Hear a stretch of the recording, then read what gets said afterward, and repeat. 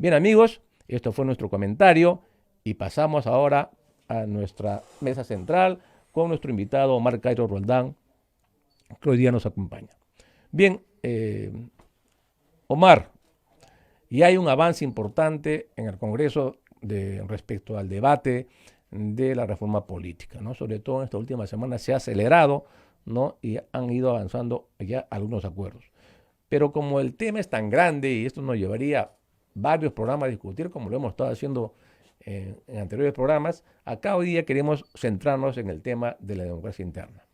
¿Cuál es tu apreciación general, en principio, respecto a lo que se viene ya acordando en el Congreso sobre el proyecto 4187? Sí, yo creo que en cuanto a la democracia interna es un elemento indispensable para que los partidos, los movimientos, las organizaciones políticas salgan de esta situación actual de largo tiempo, de debilidad y de desconexión con la población. Hay un problema que es la representatividad de las organizaciones políticas en el Perú. Eh, Mucho se ha hablado en un sector político de que lo que hay que hacer ahora no es reforma política, sino una asamblea constituyente, ¿no? El Frente Amplio, por ejemplo, ha dicho esto.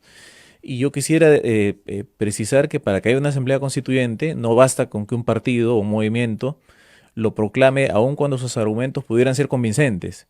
La asamblea constituyente o el ejercicio del poder constituyente es, en síntesis, la posibilidad, la atribución que tiene el pueblo de cambiarla, de crear una constitución o de cambiarla sin observar los mecanismos previstos para su transformación en la constitución. Pero para que esto no sea una transgresión ni un golpe, lo que tiene que pasar para que esto ocurra es un consenso de las organizaciones políticas eh, que demuestre que la sociedad está, tiene esa intención, la intención de hacer ese cambio trascendente. ¿Y cómo se muestra ese consenso? Cuando los partidos están de acuerdo. Esto pasó, por ejemplo, en el año 78. El APRA, el PPC, los partidos de izquierda, Acción Popular, estuvieron de acuerdo en cambiar la constitución de 1933 por una nueva constitución sin observar los mecanismos de la del 33. Y se hizo la Asamblea Constituyente. Claro. Porque de alguna manera importante, los partidos en el año 78 representaban a ciertos sectores y a ciertos intereses de la sociedad.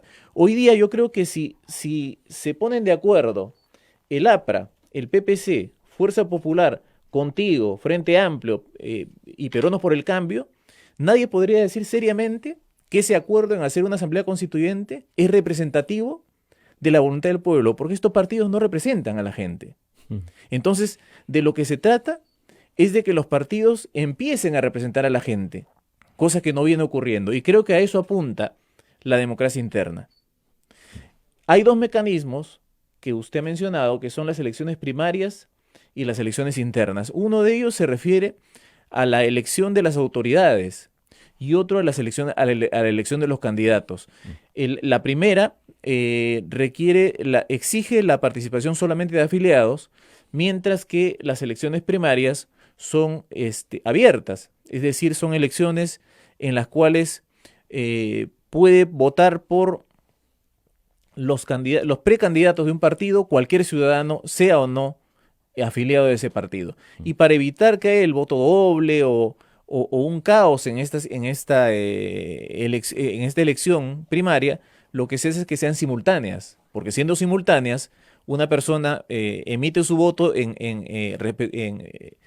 optando por los candidatos, por diseñar o por decidir quién será candidato a un partido, pero ya no puede hacerlo por otro. Claro, ese es un tema que había un poco de confusión de el tema de las elecciones primarias este, simultáneas.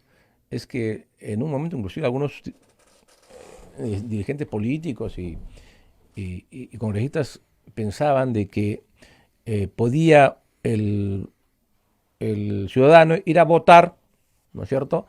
Y viciar votos en varios listas de los candidatos que presentaban los partidos.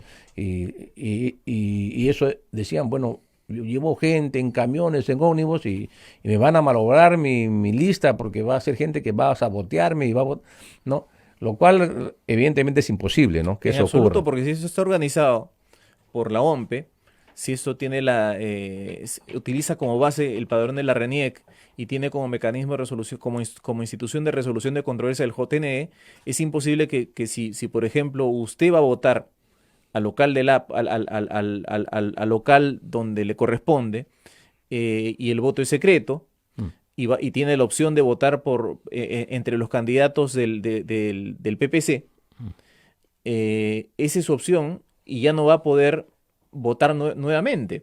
Claro, Entonces, si usted vicia su voto, si usted elige a los peores o a los mejores según su opinión, ahí quedó su expresión. claro. Pero no va a poder ir a cuatro locales para estropear listas de otros partidos. No, si usted es militante o es simpatizante de Fuerza Popular, lo que va a hacer es ir a votar para elegir al mejor candidato en su opinión de Fuerza Popular y punto. Ya no va a poder ir a otro local de votación porque habrá la tinta indeleble, en su DNI está el holograma y no va a poder hacer eh, ese mal uso que es Claro. propio del siglo XIX, donde a los campesinos se los llevan en camionadas. De repente en el inconsciente colectivo está esta idea de que al pueblo se le puede acarrear, pero las reglas y las instituciones sirven para que eso no ocurra. Claro, amigos oyentes, el sistema es el siguiente.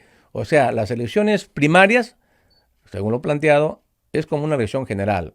Usted se levanta temprano y va al local de votación. En un solo día para todos los partidos, ¿no? Va al local donde va a votar, ¿no? Presenta su DNI, porque ahí le van a controlar, está manejado por la OMPE, igualito que cuando vota para una elección presidencial o congresal, igualito. Va ahí y va a votar. Aparece ahí en la pantalla si es sistema electrónico, ¿no es cierto? Entra a la cabina y va a aparecer todas las listas de todos los partidos de sus candidatos. Y uno solo puede escoger a una. Vota por ese candidato de ese partido y ya no puede votar por otro porque ya se bloqueó, Exactamente. ¿no es cierto? Se bloqueó. No solamente puede ser un acto y punto, ya queda registrado su voto y se acabó. Ya no puede ir a otro local porque el otro local no le corresponde, no está su nombre Ni siquiera en la lista. En el local O sea puede votar por más de uno. Ajá. No puede pretender elegir entre los candidatos de más de una sola lista, porque la idea es que ejerce el derecho de conformar de la mejor manera la lista o elegir al mejor candidato presidencial que cree de un partido o movimiento determinado, pero no Claro. podrá hacerlo por dos candidatos Claro. de dos partidos para en el partido del que soy adverso elegir al peor y en el propio al mejor, porque eso vicia el voto. Claro. Entonces nadie que Se pretende... perdió el voto. Exactamente. Queda voto nulo. Nadie que o viciado. pretenda encaramar en su partido o el partido en que simpatiza al mejor candidato va a viciar su voto, tratando de colocar, de optar por el peor del otro partido, porque eso vicia el voto. Claro. Es cuestión de precisiones, de precisiones reglamentarias, Sobre el tema ha habido mucha confusión, pero ¿no es no cierto? creo que no hay mayor... en la discusión, pero creo que ya quedó claro. Exactamente, ahí hay una cuestión hay un argumento que se utiliza que creo que es que si uno lo mira bien no es muy sólido. Se dice, esto lo han hecho intelectuales de gabinete, entonces aquí lo que hay que consultar es a la opinión de quien tiene experiencia, de los que son hombres de partido. Claro. El problema es que quienes tienen experiencia y quienes son hombres de partido son muy respetables como personas, pero son los que han conducido esta crisis. También el otro argumento, Omar, era de que se había tomado esto el modelo argentino, y el modelo argentino ya había fracasado, ¿no es cierto?, este modelo, y acá querían repetir lo que es un fracaso en otro país. No, lo que ocurre es que las instituciones no resuelven por sí mismas los problemas. En Argentina hay un problema político que es distinto al de Perú. Probablemente la representatividad de los partidos sea menor, pero hay una cuestión que es importante. El movimiento peronista viene siendo una expresión fragmentada de diversas ramas, pero desde hace mucho tiempo. Entonces, resolver eso con elecciones primarias universales de repente no es la mejor forma. Yo no sé si usted, si recuerda que en el año 74, Perón llega al poder y hay una parte del movimiento peronista que cree lo que Perón va a hacer es instalar la patria socialista, y otro que cree que va a instalar la patria peronista. Y uno era de derecha extrema y el otro de izquierda extrema. Y los dos gritaban la vida por Perón. Pero Entonces, ahora, eso ahora, ya sin Perón, se ha multiplicado por 5 o por 10. O sea, hay candidatos peronistas en distintas listas. Entonces, Argentina es un problema complejo. Entonces, algunos dicen que en Argentina no hay problema con los partidos porque todos son peronistas. ese tema Es cierto, ¿no? Porque no unos se, un partido peronista más radicales, otros de centro y otros más si derechistas, usted sabe que pero todos son peronistas. usted sabe que la marcha peronista tiene una parte que dice,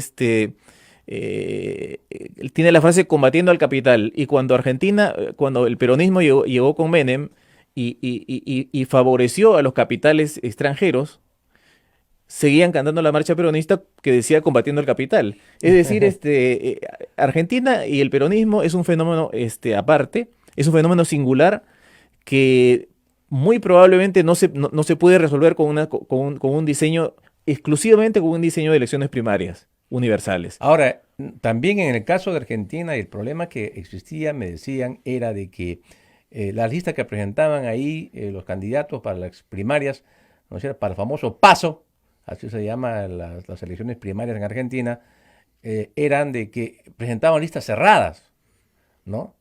Y ahí se ha generado el problema.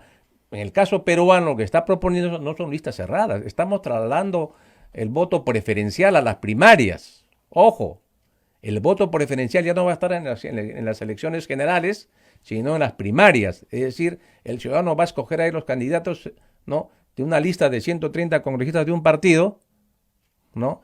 Pues elegirá, ¿no?, por qué candidato quiere que sea, ¿no?, el que debe ir en la lista del partido.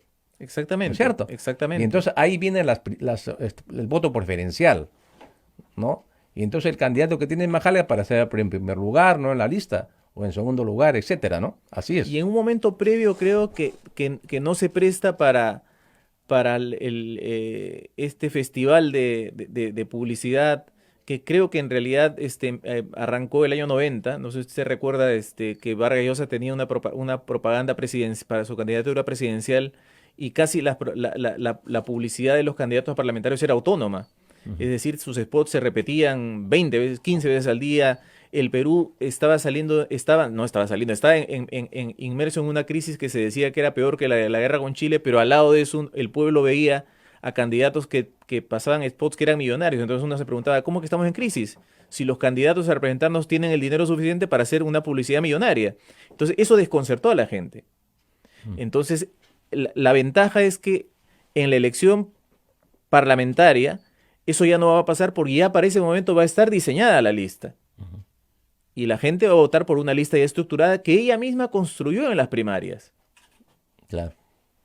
Así es. Bien, amigos oyentes, vamos a hacer una breve pausa, pero dejamos pendiente una pregunta, ¿no? ¿Por qué los partidos políticos, una parte de ellos, se resisten a las primarias? Bien, amigos oyentes, estamos en el segundo bloque de Perú 2030. Estamos debatiendo el tema central de este sábado, la democracia interna en las organizaciones políticas, y tenemos como invitado a Omar Cairo Roldán. Omar, había una pregunta siguiendo y para terminar el tema de las elecciones primarias, ¿no? ¿Por qué los partidos se resisten a las elecciones primarias? ¿Cuál es la explicación? Porque esto no ha pasado como, diríamos, como por un tubo y todos hubieran dicho muy bien, nos parece que las elecciones primarias importantísimas, va a ser importante para que los partidos se fortalezcan, se reactiven y se preparen mejor, ¿no es cierto?, para las elecciones generales. Yo tengo la impresión de que la motivación principal es que las elecciones primarias y los mecanismos que se establecen aquí, inclusive las elecciones internas para cargos partidarios, tienen un diseño que conduce a una renovación. Es decir, quienes están en este momento como dirigentes y como probables candidatos, ya no a parlamentarios, sino por de repente alcaldes o de repente a presidente, alguno tiene la expectativa, ya no van a tener la seguridad de lograr esas, Ser candidato. de ser candidatos. O sea, le Porque tienen ahora, miedo al voto porque ciudadano. ahora van a tendrán que afrontar un procedimiento que, al que no están acostumbrados y probablemente un procedimiento mediante el cual no puedan concitar la adhesión que les permita ser candidatos de sus partidos o dirigentes de sus partidos. Entonces probablemente prefieren que la cosa se mantenga más o menos tal como está, porque tal como está, la situación en que nos encontramos es la que les ha permitido tener lugares de preeminencia en sus movimientos, lugares de preeminencia en sus partidos y acceder a cargos públicos. O sea, se va a reducir su margen de maniobra interna para ser candidato. Por lo menos yo no quisiera aventurarme a decir margen de maniobra, sino sus posibilidades. No. Definitivamente quien está acostumbrado a acceder al poder o a los cargos de una manera, si esta cambia radicalmente, como es el cambio que va a pasar con la reforma, va a tener sus posibilidades disminuidas. Y yo creo que los congresistas tendrían que hacer un balance entre, no un balance, sino una comparación entre cuáles son los objetivos que tienen y cuál privilegiar. Uno es apostar por preservar un mecanismo que les permite perpetuarse en el poder.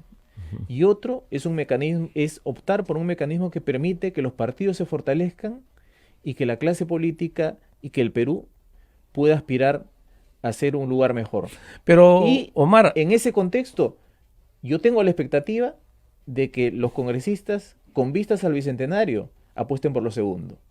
No por el interés personal que es legítimo. pero toda esta camada de dirigentes que tienen cargos ahora, y ya en el caso del Congreso de la República, ya ninguno de ellos va a poder postular el próximo periodo, porque ya se dio la norma, ¿no es cierto?, Exacto, constitucional de que ya se van a su casa. exacto, Si pero no, va a tener que venir gente nueva. sí, pero la cuestión es que esta ley, ese proyecto de ley va a regular no solo elecciones parlamentarias, sino elecciones para alcaldes, para gobiernos regionales y para dirigencias partidarias. Entonces probablemente muchos estén pensando esto es una especulación, ya no vamos a ser candidatos parlamentarios, pero sí queremos seguir siendo líderes del partido. Ujú. Queremos seguir postular alcaldes, queremos postular a presidente algunos de ellos. Entonces, el mecanismo para acceder a esas postulaciones o esos cargos va a ser muy diferente y es un mecanismo en el cual no están acostumbrados a funcionar. Ya. Ahora bien, ¿cuál es la diferencia entre la postura de que solamente los militantes voten en las primarias a que voten, no, además de los militantes, los ciudadanos en general? Sí, yo creo que lo que hace Porque algunos partidos han dicho, sí, ya, que voten los militantes, pero ciudadanos no, hay no más. Gente externa no. Solamente no, estamos de acuerdo que solo sean elecciones primarias con los militantes del partido. sí, lo que ocurre es que yo creo que esto tiene razón, tiene una de sus razones es que la militancia en el Perú, la militancia genuina, me refiero a el compromiso con un partido, con su programa, con sus postulados ideológicos, es mínima. Ujú. Entonces, limitar las elecciones internas a los militantes es, digamos, primarias, perdón, es elitizar la elección primaria, porque un número muy pequeño de, de ciudadanos va a ser el que decida quiénes son candidatos y cómo se conforman las listas. Y en ese contexto van a tener ventaja los partidos mejor organizados Ujú. y los que pueden movilizar a sus militantes para que voten. Un partido que es nuevo, que tiene, digamos, 1000 militantes, probablemente no logre que esos 1000 vayan a votar, sino solo irán 500. Y un partido que es organizado y que tiene 10.000 militantes, probablemente logre que vayan los 8000. Entonces, de lo que se trata es de fortalecer a al sistema de partidos en su integridad, no a uno o dos partidos. Ok, ahora bien, respecto a las elecciones primarias, en otros países como en Estados Unidos, digamos, una de las fortalezas de la democracia norteamericana es que siempre han existido primarias.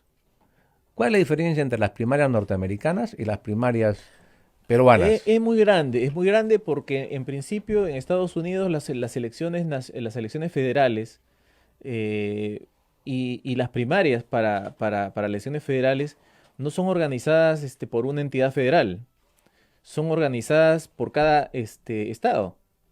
Es decir, las instituciones que organizan las elecciones primarias en el estado de Nebraska, por ejemplo, o en Chicago,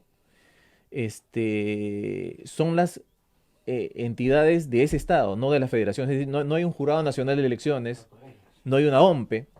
Entonces, es como si en el Perú la elección primaria y la elección presidencial lo organizara el gobierno regional de Lambayeque para los votantes de Lambayeque. Ah, ya. Entonces, eso, por ejemplo, se vio expresado en el caso de la elección entre Al Gore y George W. Bush, Ujú. cuando lo que iba a decidir quién era presidente era el resultado electoral de Florida. Y entonces todo lo que ocurrió ahí fue resuelto por instituciones del estado de Florida, no por instituciones de la Federación Norteamericana, es decir, lo que sería organismos nacionales aquí. Ujú. Al final se pretendió que la Corte Suprema, ya viendo el problema que se había planteado, ordenara un recuento de votos manual, pero cosa a la que no se accedió. Pero es como una solución marginal. El protagonismo central lo tienen las entidades del propio estado, de la propia unidad integrante, o sea, del propio Estado de Estados Unidos. Entonces, esa es una diferencia. Otra es que en Estados Unidos el voto es voluntario. Entonces, en Estados Unidos, una de las tareas o una de las metas de los partidos es que la gente se inscriba para votar. Ajá. Uno de las claves del éxito de Obama es que persuadió a mucha gente que se inscriba para votar. Y persuadió a mucha gente de un conjunto de personas proclives al cambio y a la propuesta que él aceptaba, pero no lo hizo. Inscríbanse para que voten por mí. Su mensaje fue, inscríbanse. Y una vez inscritos, ese universo ampliado se mostró, como era previsible, favorable a Obama y en la elección presidencial, primero en la elección primaria que lo enfrentó a él con la señora Clinton, votó por él y luego en la elección presidencial votó a su favor y lo convirtió en presidente. Ujú. Entonces, en ese contexto es que funciona la elección abierta. Es decir, una persona, un elector republicano, una persona del Partido Republicano puede ir a votar a las elecciones primarias del Partido Demócrata. Lo que pasa es que no suele suceder eso, porque la disputa es tan grande en cada uno de los partidos que ninguno de los electores, de las personas, de los ciudadanos está interesado en que, por ejemplo, coloquémonos en el caso del Partido Demócrata en 1968, eran candidatos Eugene McCarthy, Hubert Humphrey y Robert Kennedy.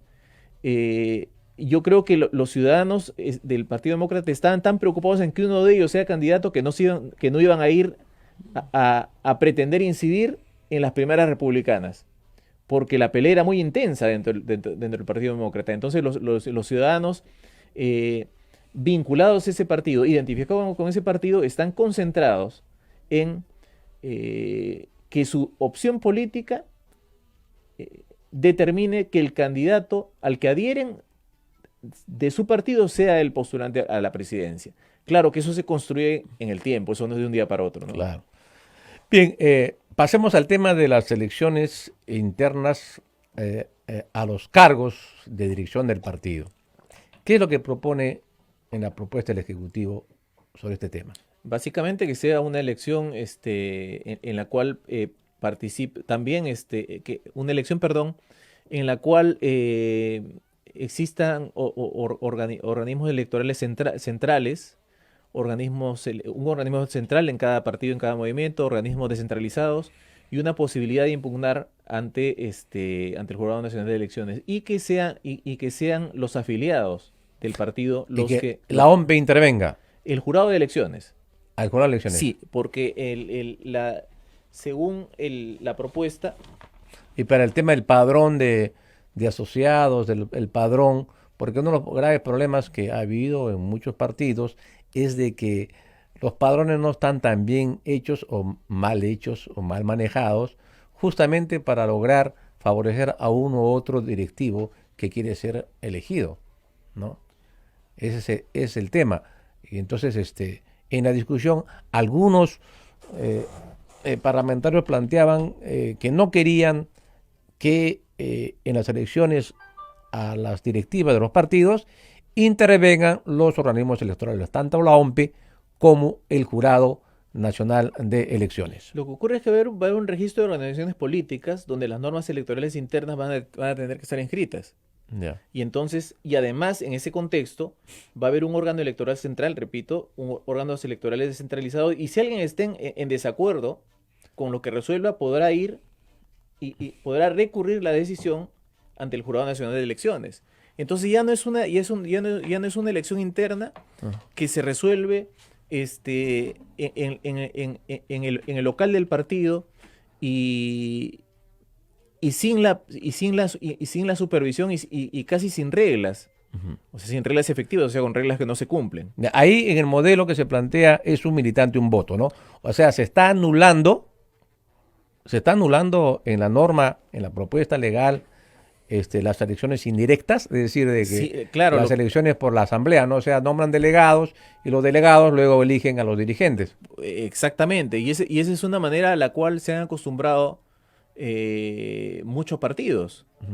Y es una manera a través de la cual, un mecanismo a través del cual muchos de los protagonistas políticos han llegado a tener la presencia y la ubicación en sus partidos que tienen. Entonces, probablemente estén pensando, si cambiamos de mecanismo, ya no vamos a poder lograr el mismo objetivo. Uno de los temas, Omar, centrales, amigos oyentes también, de la resistencia a las elecciones primarias y a las elecciones internas democráticas, es justamente de que se elimine la votación, ¿no es cierto?, de los cargos indirecta, ¿no? O sea, por delegados. Porque creo que la mayoría de partidos, ¿no es cierto?, se hace así, ¿no? Y entonces eso ha permitido, pues, el manejo de los que tienen el control del partido para su propio beneficio, ¿no? Y entonces al romperse eso, evidentemente lo desestabiliza, ¿no?, en el modelo que ellos año tras año han probablemente esa ha sido la razón por la cual se planteó esta solución de compromiso en la cual la mayoría de la Comisión del Congreso aceptó este cambio siempre y cuando no rija para esta elección. practicado. Con lo cual pueden utilizar los mismos mecanismos durante esta elección quienes forman parte de la clase política y mantenerse dentro de la clase política. Recién van a enfrentar el reto de utilizar los otros mecanismos democráticos dentro de 5 años. Ya, el otro tema es ¿por qué las elecciones de las dirigencias de los partidos tienen que durar 2 o 4 años, como lo plantea creo en el proyecto de ley? 4 años debe una dirigencia, los 4 años tiene que renovarse. ¿Por qué no debe durar 5 años? O sea, el mismo periodo de gobierno. De tal forma de que la militancia le pida cuentas, ¿no es cierto?, a quienes han asumido cargos de elección popular, ¿no es cierto?, y coincida pues con la nueva elección del nuevo periodo. ¿No te parece que sería más adecuado, sería más democrático que los periodos sean de 5 años, tal como dura no, ahora va a durar tanto para el gobierno central como los gobiernos regionales y locales, 5 años, ya no va a ser 4 años en el caso de gobiernos regionales y locales y 5 años del gobierno central? Sí, yo no creo que la coincidencia sea por la coincidencia de 5 años para los periodos para presidenciales y parlamentarios y de la renovación interna de los partidos de 5 años sea per se beneficiosa. Una motivación puede ser que de repente a partir del resultado del trabajo de los parlamentarios de ese partido y de la dirigencia de ese partido, que se refleja en cómo se encuentra ese partido ante la opinión pública un año antes de las elecciones, pueda ser conveniente que para que esto se exprese en esa elección los dirigentes sean distintos. Entonces puede haber motivaciones diferentes.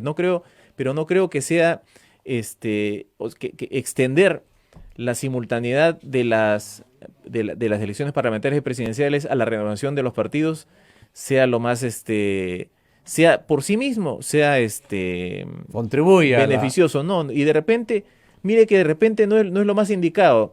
Y yo recuerdo un ejemplo, cuando el APRA perdió las elecciones, el año 80, en mayo, el 18 de mayo de 1980, la renovación fue ese año, pero fue un congreso turbulento en agosto de ese año. Entonces, hacer la renovación de dirigencias con vistas al resultado inmediato, de repente no es lo más conveniente. Ya va a generar una lucha interna feroz. Exactamente, entonces usted fue el culpable de la derrota y entonces yo debo ocupar ese lugar en lugar de hacer un balance de qué pasó y cuáles fueron las causas que llevaron a ese partido o a cualquier partido a perder una elección. Bien, Omar, vamos al último comentario, ya nos ganó el tiempo y es el tema de lo que ha estado en debate esta semana en Congreso respecto a la inmunidad, ¿no es cierto?, parlamentaria. ¿Qué te parece lo que han ido acordando ahora? Sí, yo tengo la impresión de que la comisión está, muchos congresistas están persuadidos de que el voto de confianza que han dado al Gabinete del Solar significa simplemente que le han dicho lo siguiente: muy bien, el presidente ha planteado los proyectos de ley, usted ha hecho cuestión de confianza de ellos, entonces nosotros le damos la confianza y nos comprometemos a discutirlos. Bueno, la cuestión de confianza no es eso. Yo no sé de dónde han sacado esa idea, pero técnicamente la cuestión de confianza es básicamente lo siguiente. El primer ministro pide que se aprueben 6 proyectos de ley. En sus elementos esenciales, que para no pensar que estamos en metafísica o en ciencias ocultas, porque algunos congresistas dicen, no, esto de las esencias es una palabra que no está en la Constitución. Bueno, no le llamamos esencias, llamémosle contenidos mínimos. Lo que ha pedido, la cuestión de confianza consiste en que el presidente del Consejo de Ministros les pide al Congreso: aprueben esos 6 contenidos mínimos, uno por cada proyecto. Y si no los aprueban, me están sacando del cargo. Y si los aprueban, me están dando la confianza, me están aprobando la cuestión de confianza. Cuando han aprobado la cuestión de confianza, el Congreso ha aprobado esa moción. El presidente del Consejo de Ministros pidió la cuestión de confianza para los elementos esenciales de esos proyectos y el Congreso dijo que sí, se comprometió a aprobarlos. ¿Qué dice el artículo 132 respecto a la cuestión de confianza para esclarecer qué significa aprobar una cuestión de confianza? Dice, artículo 132, la desaprobación de una iniciativa ministerial no obliga al ministro a dimitir. O sea, si el ministro no hubiera planteado la cuestión de confianza sobre estos proyectos, la desaprobación no lo obliga a dimitir, salvo que haya hecho cuestión de confianza, y ha hecho cuestión de confianza. ¿Qué quiere decir esto? Que si desaprueban los proyectos en sus contenidos mínimos que él ha planteado, él está obligado a renunciar. O sea, se le ha negado la cuestión de confianza. Y si él renuncia, es el segundo gabinete que cae. O sea, y eso habilita al presidente a disolver. O sea que si Salvador Solar dice que no está conforme con lo que se ha aprobado en el Congreso y que no corresponde al compromiso que ha asumido, él va a renunciar al cargo y al dimitir porque no le dieron la cuestión de confianza, cae el gabinete y el presidente de la República podría disolver el Congreso. Yo le diría algo más. No es que si él dice que no le parece, esto es un elemento objetivo. El proyecto de inmunidad parlamentaria, según la cuestión de confianza que él planteó, el elemento mínimo consiste en lo siguiente: que sea un órgano distinto del Congreso el que la levante. ¿Y qué han aprobado? Que sea el mismo Congreso. Es decir, han desaprobado la iniciativa. Y esto no es que él vaya a renunciar, esto lo obliga a dimitir. Lo obliga a dimitir. Y si él dimite como consecuencia del rechazo de la cuestión de confianza, es el segundo gabinete que cae por negativa de confianza. Y eso habilita al presidente a disolver. No lo obliga. El presidente puede, al final de cuentas, decir lo siguiente: yo estoy habilitado para disolver, pero no lo voy a hacer porque creo que no es conveniente hacerlo en vista de que falta muy poco para que termine el periodo parlamentario de 5 años. O puede disolver, pero esa desaprobación, o sea, en otras palabras, le habilita al presidente Vizcarra a disolver el Congreso. Bien, amigos oyentes, están escuchando, pues de repente próxima semana ya no tenemos Congreso de la República. Según. Dependerá de lo que se apruebe en el Congreso y de la decisión que tome el presidente de la República ante ante las leyes que se hayan aprobado. Muy bien, Omar Cairo, te agradecemos por tu presencia en Perú 2030. Muchas gracias.